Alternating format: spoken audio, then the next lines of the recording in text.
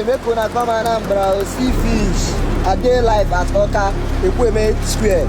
See life fish, fish dey Oka now, fish dey fall. Make una come Anambra. ភ្លៀងត្រីនៅប្រទេសហុងឌូរ៉ាសបាតុភូតចម្លែកដែលត្រីធ្លាក់ពីលើមេឃ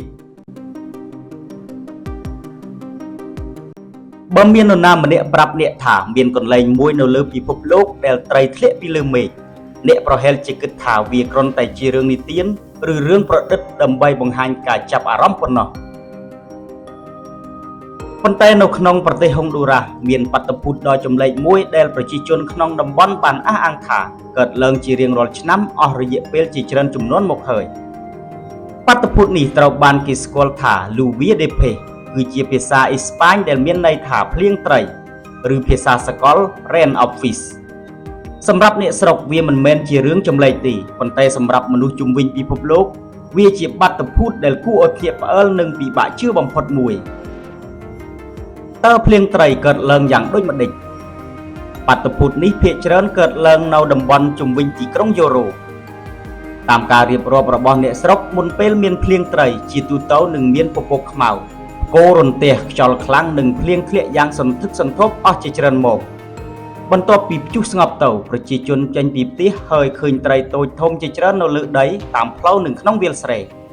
រឿងនេះបានធ្វើឲ្យមនុស្សជាច្រើនជឿថាត្រីទាំងនេះពិតជាបានធ្លាក់ចុះពីលើមេឃពិតមែនអ្នកស្រុកប្រមូលត្រីទៅធ្វើម្ហូបសម្រាប់អ្នករស់នៅក្នុងតំបន់យ៉ូរ៉ូបាតុភូតនេះគឺជាព្រឹត្តិការណ៍ដ៏ពិសេសមួយក្រោយពេលភ្លៀងត្រីកើតឡើងពួកគេនាំគ្នាប្រមូលត្រីទាំងនោះដាក់នៅក្នុងកន្ត្រកនិងយកទៅធ្វើម្ហូបគ្រួសារខ្លះចាត់ទុកវាជាអំណោយពីធម្មជាតិខណៈដែលអ្នកខ្លះទៀតជឿថាវាជាពរជ័យពីព្រះ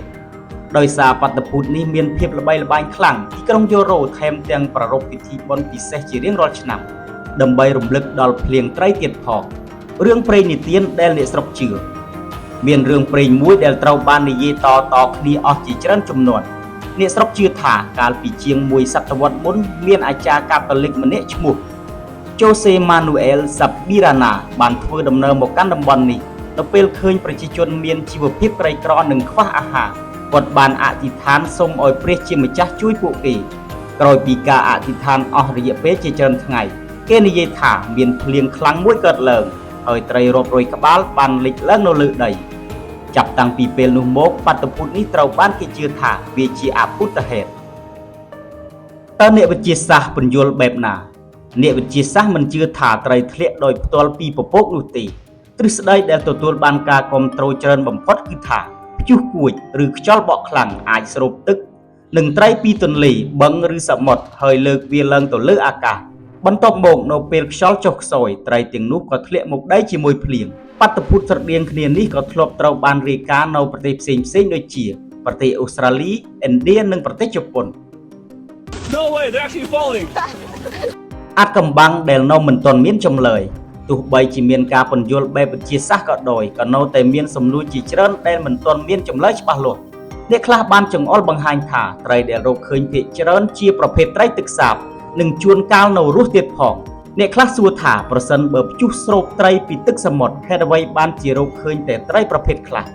សំណួរទាំងនេះបានធ្វើឲ្យបាតុភូតភ្លៀងត្រីនៅយ៉ូរ៉ូនៅតែជាប្រធានបទដែលអ្នកស្រាវជ្រាវចាប់អារម្មណ៍រហូតមកដល់សព្វថ្ងៃ